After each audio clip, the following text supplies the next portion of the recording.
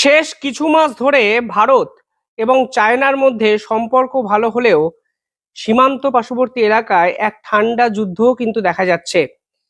লাদাখ কিংবা অরুণাচল প্রদেশের কাছে লাগাতার চাইনিজ মিলিটারি কিন্তু নিজেদের মতো করে বেস ক্যাম্প তৈরি করছে, যা ভারতের স্যাটেলাইট ইমেজে বারংবার ধরা পড়ছে। লাদাখের কাছে ৩৬টি হ্যাঙ্গার বিশিষ্ট একটি মস্ত বড় সেনাঘাঁটি তৈরি করে ফেলেছে চীন। এ তথ্য আমরা এর আগেই সামনে নিয়ে এসেছিলাম। অর্থাৎ চীন ঠান্ডা যুদ্ধ কোথাও না কোথাও চালিয়ে যাওয়ার চেষ্টা করছে ভারতের সঙ্গে। আর আজকে ভারত পাল্টা যে পদক্ষেপ নিল, তা কিন্তু চীনের এই ঠান্ডা লড়াইকে রীতিমতো একটা অন্য মাত্রায় নিয়ে যেতে পারে। এবং ভারত স্পষ্ট বুঝিয়ে দিল, যদি ভারতের সঙ্গে কেউ ছুরি মারার চেষ্টা করে, তাহলে ভারতও কিন্তু এক স্টেপ এগিয়ে তার পিছনে বড় সড়ো হাতুড়ি মেরে দিতে পারে। কি এমন হলো আজকে আন্তর্জাতিক স্তরে, আজকে এই ভিডিওতে আমি সমস্ত কিছু ডিটেইলিং আলোচনা করব। ভিডিওটি শেষ অবধি দেখবেন এবং বোঝার চেষ্টা করবেন যে ভারত এক্স্যাক্টলি কিভাবে এক বড় সড়ো পদক্ষেপে চীনের ঘুম উড়িয়ে দিল। প্রথমত, ভারতের প্রধানমন্ত্রী নরেন্দ্র মোদী ইন্দোনেশিয়া সফরে যাচ্ছেন এবং জাকার্তা সফরে গিয়ে ইন্দোনেশিয়ার সঙ্গে একগুচ্ছ চুক্তি সই করছে ভারত। কম্প্রিহেন্সিভ স্ট্র্যাটেজিক পার্টনারশিপ ইন্দোনেশিয়ার সঙ্গে ভারতের হয়েছিল 2018 সালে এবং এটি নরেন্দ্র মোদীর চতুর্থ ইন্দোনেশিয়া সফর। কিন্তু এটি প্রথমবারের জন্য ডেডিকেটেড দ্বিপাক্ষিক বৈঠক এই রকম ভাবে আখ্যায়িত করা হয়েছে ডিপ্লোম্যাটিক স্তরে। একাধিক গুরুত্বপূর্ণ বিষয় ভারত এবং ইন্দোনেশিয়ার মধ্যে টাই আপ হচ্ছে।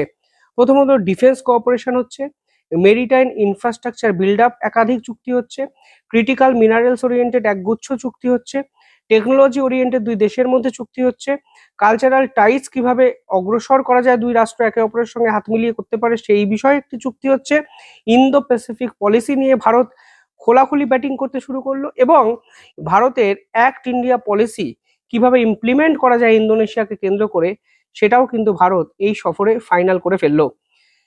ইম্পর্টেন্ট বিষয় হলো ভারত এবং ইন্দোনেশিয়া আগামী 25 বছরের মধ্যে বিশ্বের অন্যতম বড় অর্থ ব্যবস্থায় পরিণত হচ্ছে। পিডাব্লিউসি অ্যানালিসিসের একটি রিপোর্ট সামনে এসছে, যেখানে দেখা যাচ্ছে 2050 সালে সব থেকে বড় অর্থ ব্যবস্থায় পৌঁছবে চায়না, দ্বিতীয় পজিশনে আমেরিকা এবং তৃতীয় পজিশনে থাকবে ভারত এবং চতুর্থ পজিশন ইন্টারেস্টিংলি ভাবে উঠে আসবে ইন্দোনেশিয়া।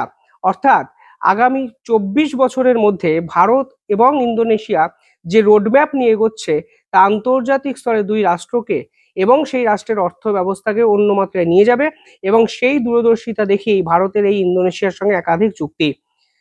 অন্তত ভারত একটা জিনিস বুঝে গেছে যে চায়না বাংলাদেশকে হাতিয়ার করে ভারতকে প্রায় ডিস্টার্ব করবে, যা বর্তমান সময় করছে। যদি চায়না বাংলাদেশকে কেন্দ্র করে ভারতকে ডিস্টার্ব করার চেষ্টা করে, তাহলে ইন্দোনেশিয়া হতে পারে ভারতের কাছে পাল্টা ট্রাম্প কার্ড।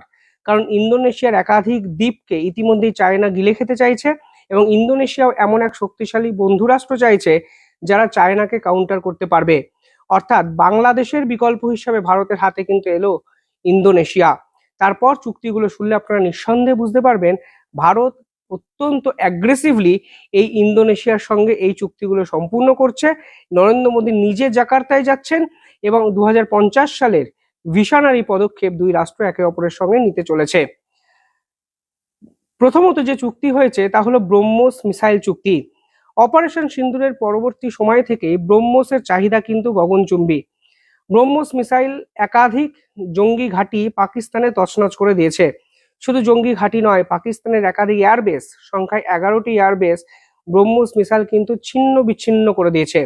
ফলে ব্রহ্মোস মিসাইল এই মুহূর্তে ইন্দোনেশিয়ার কাছে হট টপিক। হট কেকের মতো ব্রহ্মোস মিসাইল তারা ভারতের থেকে কিনতে রাজি হয়েছে। ইন্দোনেশিয়া এই মুহূর্তে একাধিক সমস্যার মধ্যে জর্জরিত।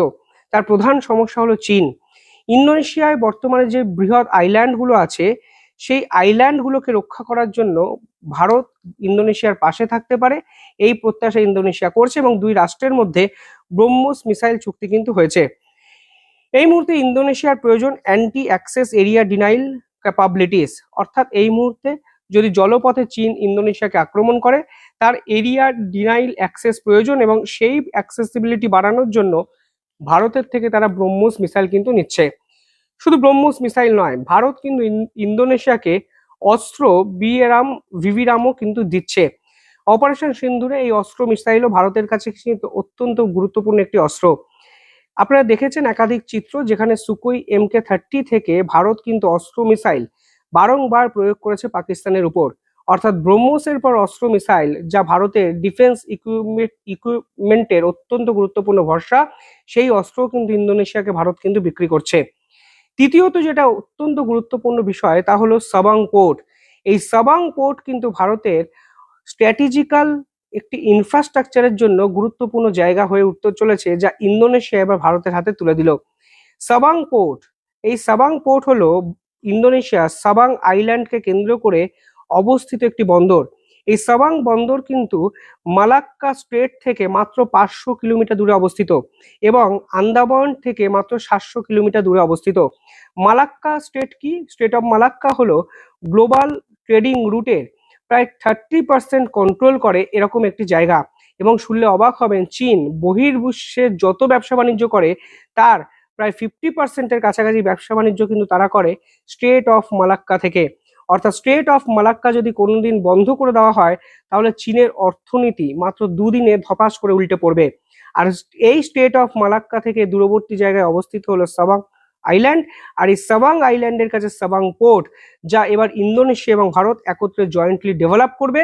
এবং ভারত কিন্তু সাবাং পোর্টের অ্যাক্সেস বহু কষ্ট করে পেল, যা কিন্তু চীনের ঘুম উড়িয়ে দেওয়ার জন্য যথেষ্ট। চীন নিঃসন্দেহে আতঙ্কে ভুগবে। কি আতঙ্কে ভুলুন তো? দেখুন, ইরান এবং আমেরিকার যুদ্ধে একটা জিনিস গোটা বিশ্ব বুঝে গেছে, যে দেশের পাশ থেকে কোনো প্রণালী যায় সেই দেশ এই যুদ্ধে এক স্টেপ এগিয়ে শুরু করবে। কারণ যে কোনো মুহূর্তে যদি হরমুজের মতো সেই প্রণালীকে বন্ধ করে দেয় কোনো রাষ্ট্র, তাহলে কিন্তু গোটা বিশ্বের অর্থনীতি স্থগিত হয়ে যেতে পারে। এই সাবাং পোর্টের কাছে যে সাবাং আইল্যান্ডের কথা আমরা বলছি, কালকে যদি চীন ভারতের বিপক্ষে কোনো দাদাগিরি দেখানোর চেষ্টা করে, ভারত যখন এই পোর্টের অ্যাক্সেস পেয়ে গেছে এবং ইন্দোনেশিয়ার সঙ্গে ভারত তাল মিলিয়ে যখন এই পোর্টকে ডেভেলপ করবে, তখন হতে পারে চীন বাড়াবাড়ি করলে এই পোর্টকে তারা ব্লক করে দিতেই পারে। এবং ভারত এবং ইন্দোনেশিয়া যদি এই কঠোর পদক্ষেপ নেয় তাহলে চীনের অর্থনীতি একদিনের মধ্যে ধপাস করে পড়ে যাবে। কারণ এই সাবাং পোর্টের কাছ থেকে স্টেট অফ মালাক্কা গেছে এবং স্টেট অফ মালাক্কা দিয়ে চীনের অর্থনীতির 50% কন্ট্রোল হতে পারে। অর্থাৎ স্টেট অফ হরমুজ গোটা বিশ্বের কাছে যেমন ইম্পর্টেন্ট, ঠিক একইভাবে স্টেট অফ মালাক্কা স্পেশালি চীনের কাছেও কিন্তু ইম্পর্টেন্ট। ফলে আজকে ভারত বাংলাদেশকে হাতিয়ার করে চীন যে খেলাটা শুরু করলো, তার পাল্টা কিন্তু দিল স্ট্রেট অফ মালাক্কার কাছে সাবাং পোর্টের অ্যাক্সেস নিয়ে এবং ইন্দোনেশিয়াকে আরও নিজেদের ক্লোজড একটা জায়গায় নিয়ে এসে। পাশাপাশি এই সাবাং পোর্টে যদি দেখেন তাহলে দেখবেন ডিপ ন্যাচারাল ওয়াটার পাওয়া যায় এবং 40 মিটার গভীরতা। অর্থাৎ 40 মিটার গভীরতা মানে খুব সহজেই ভারত এখানে বড় বড় জাহাজ ইজিলি নোঙর করতে পারে এবং পাশাপাশি একাধিক সাবমেরিনও ইজিলি ভারত কিন্তু এখানে ডিপ্লয় করতে পারে। অর্থাৎ সাবাং পোর্ট হলো ভারতের নতুন স্ট্র্যাটেজিক ডিপ্লয়মেন্ট হতে পারে, যা স্ট্রেট অফ মালাক্কার অ্যাক্সেস সরাসরি আজকে ভারতের হাতে তুলে দিল। অর্থাৎ ব্রহ্মস মিসাইল এবং অস্ত্র মিসাইল যদি ইন্দোনেশিয়াকে শক্তিশালী করে, তাহলে পাল্টা হিসাবে ভারত যে সাবাং পোর্টের অ্যাক্সেস পেল, তা কিন্তু দক্ষিণ এশিয়ার রাজনীতিতে ভারতের প্রভাব কয়েক গুণ বাড়িয়ে দিল। এবং প্রধানমন্ত্রী নরেন্দ্র মোদীর এই সফর ভারতকে দক্ষিণ এশিয়ার রাজনীতিতে অন্য উচ্চতায় নিয়ে গেল, তা কিন্তু বলার অপেক্ষা রাখে না। ফলে চীনের ঘুম উঠতে বাধ্য। তারা বাংলাদেশকে কেন্দ্র করে নোংরা খেলা খেলতে পছন্দ করত। কখনো শিলিগুড়ি করিডর, কখনো তিস্তা প্রজেক্ট, কখনো মঙ্গলা পোর্ট। তারা একাধিক গুরুত্বপূর্ণ ডিপ্লয়মেন্ট গুলোকে ভেস্তে দিয়ে ভারতকে চাপে রাখার চেষ্টা করে যাচ্ছিল শেষ 1 মাস ধরে। আর ভারত এক ছোবলে ছবি মারলো। একদিনের একটি সফর, একাধিক গুরুত্বপূর্ণ ডিল এবং বিশ্বের বৃহত্তম অর্থ ব্যবস্থা দুই রাষ্ট্র মিলে একসঙ্গে গড়ার ডাক যেমন দিল, ঠিক একইভাবে ইন্দো প্যাসিফিকে মেরিডিয়ান সিকিউরিটি রিলেটেড সাবাং পোর্টের অ্যাক্সেস ভারত পেয়ে ভারত কিন্তু নিজেদের মেরিটাইম সিকিউরিটিকে অন্য উচ্চতায় নিয়ে গেল। যাই হোক, আপনারা কিভাবে দেখছেন এই চুক্তি কমেন্টে জানাবেন। দেখতে থাকুন দ্য ইন্ডিপেন্ডেন্ট বেঙ্গল। আর অনেকেই অভিযোগ করছেন যে আমাদের ভিডিও নিয়মিত আপনাদের কাছে পৌঁছচ্ছে না, তাই একটাই অনুরোধ, চ্যানেলটিকে একটু সাবস্ক্রাইব করে রাখুন এবং বেল আইকনটি ক্লিক করে রাখুন এবং ধারাবাহিকভাবে আমাদের ভিডিওতে কমেন্ট করুন, যেন আমাদের ভিডিও আপনাদের টাইমলাইন অবধি ধারাবাহিকভাবে পৌঁছে যায়। খারাপ হোক ভালো হোক, নিয়মিত কমেন্ট করুন ভিডিও নিয়মিত পেতে। কিভাবে দেখছেন পুরো বিষয়টি কমেন্টে জানাবেন।